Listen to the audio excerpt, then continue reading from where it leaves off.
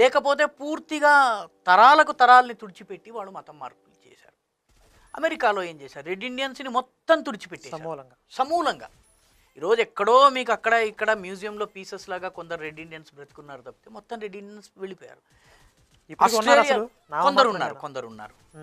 ఆస్ట్రేలియాలో ఏం చేశారంటే తల్లిదండ్రుల్ని చంపేసి పిల్లల్ని తీసుకొచ్చి మిషనరీ స్కూళ్ళల్లో పెట్టుకుని వీళ్లకు తాము గిరిజన తెగలకు చెందిన వాళ్ళమని, తమ మూలము ఆదిమ తెగ అన్నటువంటి విషయం తెలియకుండా వాళ్ళు చేశారు.